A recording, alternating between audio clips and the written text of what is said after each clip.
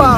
Masih banyak anggaran yang dibutuhkan oleh masyarakat, semisal perbaikan jalan, pendidikan, kesehatan, belum lagi yang lain, dan mewah, jaga marwah. Nah, ini yang kami kecewa sekali.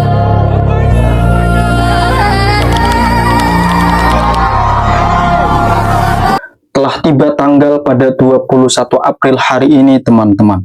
Ribuan warga dan masyarakat aliansi mahasiswa memadati, mengepung gedung Gubernur Kaltim Bapak Rudi Masud buntut panjang dari biaya operasional rumah sebesar 25 miliar yang membuat banyak masyarakat Kaltim dan juga masyarakat di luar Kaltim ini merasa geram dan juga emosi, teman-teman.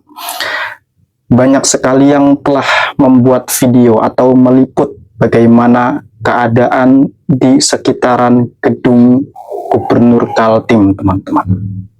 Dalam hal ini akan saya tampilkan beberapa cuplikan video yang mana bisa teman-teman simak dalam video ini, ya, bagaimana kondisi di sana dan juga komentar dari warga dan juga masyarakat terkait hal tersebut.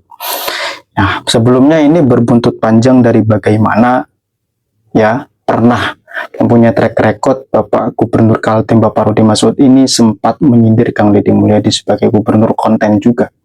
Nah, dalam hal ini akan saya tampilkan, ya, video dari masyarakat yang merespon ataupun menanggapi demo yang hari ini dilakukan di depan ataupun di sekitaran gedung Gubernur Kaltim, teman-teman. Silakan.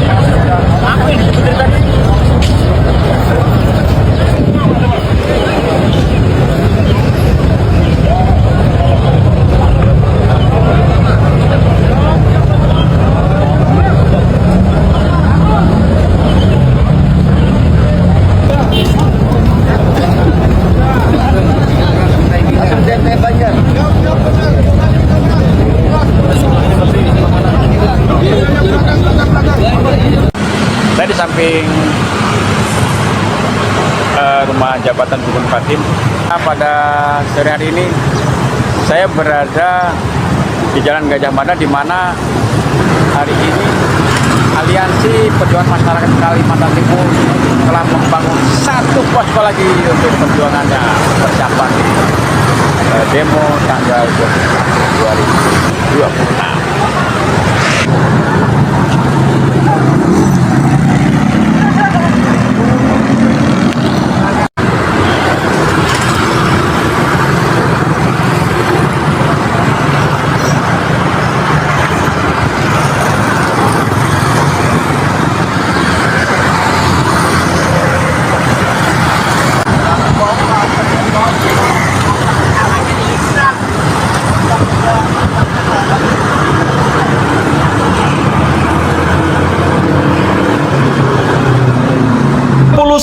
April Kalimantan Timur akan dipatikan oleh warganya, ya.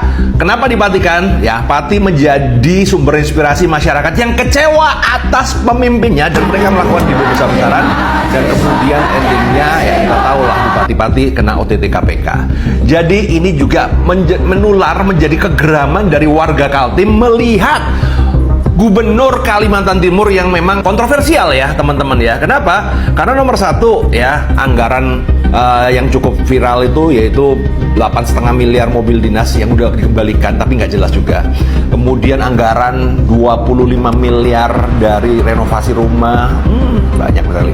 Dan yang paling menarik adalah di Kaltim itu adalah tumbuhnya politik dinasti, di mana hampir semua jabatan-jabatan vital itu dikuasai oleh yang bermarga sama. Jadi kita sebagai warga non Kaltim ya nggak boleh komentar, katanya tim sesnya Gubernur Kaltim. Untuk kawan-kawan yang warga negara Indonesia yang berKTP non Kaltim, yang hari ini kemudian nyinyir terhadap pemerintah Provinsi Kaltim, ingat lo ya, Kalimantan Timur itu penyumbang terbesar PDRB lo ya. Tapi kita wajib mensupport rakyat Kalimantan Timur untuk mendapatkan keadilan. Jadi teman-teman bantu share video ini.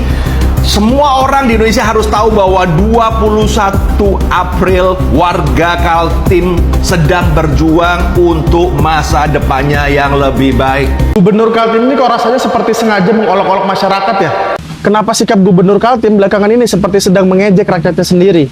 Beberapa waktu lalu beliau menolak isu politik dinasti dan nepotisme. Alasannya sederhana, karena beliau merasa dirinya dan keluarganya dipilih langsung oleh rakyat. Oke, kalau gubernur memang rakyat yang memilih, tapi sekarang muncul pertanyaan baru. Kalau Kadin Kaltim itu siapa yang memilih? Karena yang dilantik justru keponakannya sendiri dan usianya pun masih 23 tahun. Bahkan anak kandungnya juga jadi anggota. Wajar kalau publik bertanya, ini benar-benar proses organisasi yang wajar atau karena ada bayang-bayang kekuasaan di belakangnya? Belum selesai sampai di situ. Publik sedang ramai membahas mobil dinas mewah 8,5M Range Rover Autobiography. Katanya mobil ini sudah dikembalikan, tapi mobil ini terlihat dipakai main golf dan bahkan muncul di acara pelantikan Kadin. Justru disinilah publik makin bertanya-tanya, ini benar-benar klarifikasi yang jujur atau cuma sekedar teknik ilusi politik untuk meredam amarah rakyat? Karena jujur saja, semua rangkaian kejadian ini terasa seperti bukan sekedar kebetulan. Tapi seperti sikap yang seolah tidak peduli pada kritik masyarakat, atau bahkan seperti sedang sengaja mengolok-olok rakyatnya sendiri. Apa gunanya istana gubernur yang begitu indah, begitu hebat, harganya begitu mahal, pada saat yang bersamaan orang Dayak makan aja enggak? Gubernur Kalimantan Timur itu punya mobil 8,5 miliar. Apa yang sekarang terjadi? Sekarang dia jalan rusak sebagian rupa, lebih banyak. Apa yang dia mau lakukan? Sedang merancang untuk membangun rumah gubernur yang harganya ratusan miliar. Masuk akal nggak? Ini ada di Kompas loh hari ini. Jadi bagaimana orang tampil menjadi pemimpin, apalagi dia katakan ini, ya mungkin dia mau membangun istananya gubernur itu dengan kaitan marwah Kalimantan Timur untuk ditunjukkan ini loh hebatnya Kalimantan Timur. Rumah gubernurnya seperti ini hebatnya, dan apa gunanya pindah-pindah ke sana dan sebagainya? Masyarakat umum juga belum tentu makan. Lalu apa gunanya itu? Yang enak ya gubernurnya, tapi dia katakan dia melakukan itu marwah masyarakat Kalimantan Timur. Bagi saya aneh, ya. Artinya posisinya sebagai pemimpin dia tidak pahami dalam kaitan dengan rakyat yang dipimpinnya. Kalau dia pemimpin, tentu dia lebih mendahulukan kepentingan masyarakat daripada kepentingan dirinya sendiri dengan membangun istana gubernur yang harganya miliaran itu. Ini yang saya kira itu yang biar lebih efektif presiden dan lebih produktivitasnya ada di sebenarnya itu adalah kami sebenarnya tidak pernah meminta rumah dinas, tapi memang sudah disiapkan. Rumah dinasnya sudah ada, itu 25 miliar. Saya nggak lihat juga ya, karena di situ ada tim TAPD yang melaksanakan kegiatan-kegiatan itu, yang menganggarkan. Itu rumah dinasnya bukan hanya gubernur, tapi juga wakil gubernur. Kalau rumah dinasnya gubernur itu berbarengan dengan pertama adalah pendopo untuk menerima seluruh kegiatan-kegiatan mulai dari pemerintahan Provinsi Kalimantan Timur, kabupaten kota sampai masyarakat dan semua. Yang kedua, anggarannya sebenarnya tidak segitu juga kan, karena itu kan dibagi dengan wakil gubernur untuk pendopo-pendopo dan sebagainya. Kebetulan rumah dinas gubernur selama ini lebih daripada 10 tahun nggak pernah dipergunakan. sekarang kami pergunakan untuk menghemat waktu dan segalanya. Jadi intinya kalau 25 miliar itu tidak hanya untuk gubernur saja, tapi juga wakil gubernur dan pendopo-pendopo yang ada di situ, karena ada guest house-nya. Dulu zamannya Pak SBY, kalau Pak SBY datang ke Kalimantan Timur, menginap di situ di rumah dinas guest house ya, karena jadi satu di pendopo. Terus untuk ruang pertemuan di sana namanya ada Olah Bebaya dan Oda Etam yang kapasitasnya rata-rata untuk Oda Etam itu kapasitasnya lebih daripada 100 orang. Untuk Olah Bebaya kapasitasnya lebih dari 500 orang. Jadi banyak hal yang dibenahin di dalam rumah dinas itu. Kalau itu sudah selesai ya, itu sudah selesai rumah dinasnya, kita tempatin di situ di rumah dinas. Kalau sebelumnya nggak pernah tempatin, artinya bisa nginep di hotel, bisa di mana. Kalau saya nggak, saya di rumah dinas aja. Biar lebih efektif, efisien dan lebih produktivitasnya ada di sini. Masa iya kepala daerah pakai mobil ala kadarnya? Jangan dong, demi jaga marwah Kaltim. Pernyataan ini datang dari Gubernur Kalimantan Timur. Alasannya jelas, demi menjaga marwah Kaltim katanya. Serius, emangnya marwah itu diukur dari harga mobil 8,5 M ya? Atau pemimpin yang terlihat mewah ya? Saya jadi ingat pemimpin-pemimpin Islam dulu. Marwah mereka nggak pernah ditopang oleh kemewahan. Coba lihat sejarah. Umar bin Khattab, pemimpin setengah wilayah dunia pada saat itu, bajunya tambalan. Dan pada saat kunjungan kerja, datang ke kota-kota tanpa pengawalan yang mewah. Umar bin Abdul Aziz, khalifah besar pada saat itu, mematikan listrik kalau urusan pribadi. Padahal itu listrik negara, fasilitas negara. Tapi dia tidak mau pakai karena takut 1 dirham pun tidak halal baginya.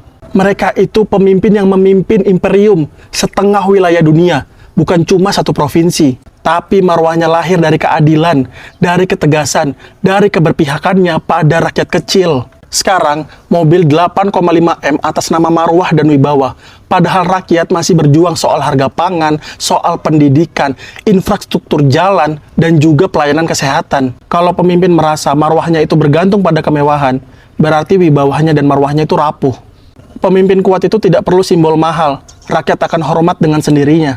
Emang kalau jalan rusak itu harus beli mobil 8,5 miliar ya? Iya dong, udah ada buktinya. Alasannya untuk menjaga marwah. Aduh pak, kalau ada masalah, ada problemnya itu yang diselesaikan. Bukan cari alternatif biar problemnya itu bisa dielakkan. Bukan kayak gitu loh pak. Alasan beli mobil 8,5 miliar itu kan karena jalannya rusak, sama karena marwah, menjaga marwah. Masalahnya kan sekarang jalan rusak. Ya perbaiki jalan rusaknya itu pak. Kalaupun alasannya membeli mobil untuk melewati jalan lumpur yang rusak yang jelek itu, masih banyak pilihan lain, masih banyak pilihan mobil yang sesuai untuk itu, yang lebih murah. Contohnya nih, ini pengalaman dari anak kampung. Kalau ke kampungku itu jalannya itu masih jalan tanah. Kalau hujan beberapa hari, udahlah, jalan tanah itu pasti becek juga. Beceknya itu bukan becek biasa, becek kali.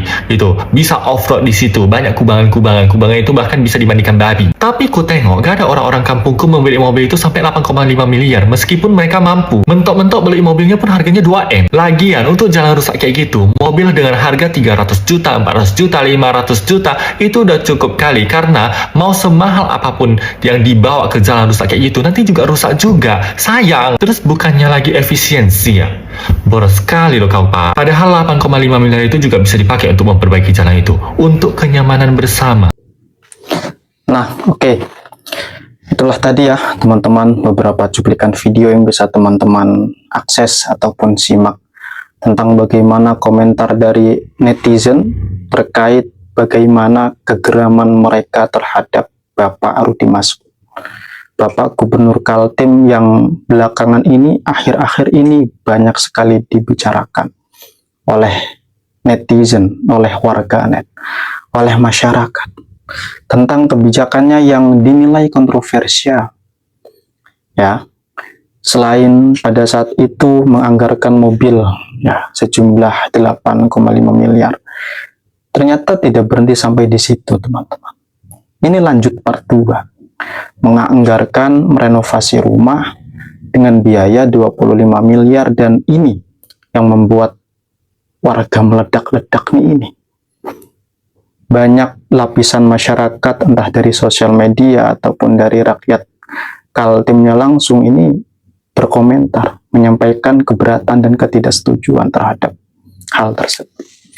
Tidak heran Ya, jika kita hitung-hitung merenovasi rumah berapa sih? Apakah sampai sebanyak itu anggarannya? Ya, meskipun kata Bapak Gubernur Kaltim sendiri itu untuk merenovasi rumah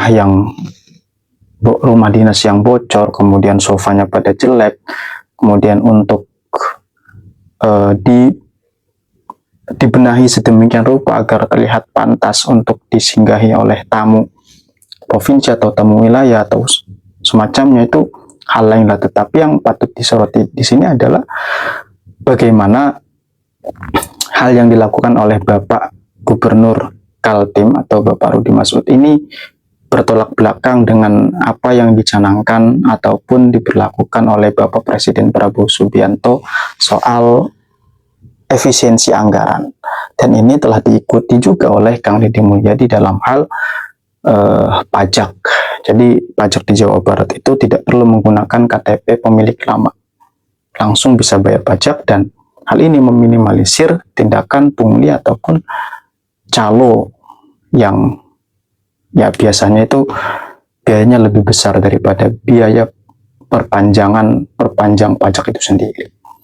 Oke, mungkin cukup sekian hal yang dapat saya sampaikan, kurang dan lebihnya saya mohon maaf. Assalamualaikum warahmatullahi wabarakatuh.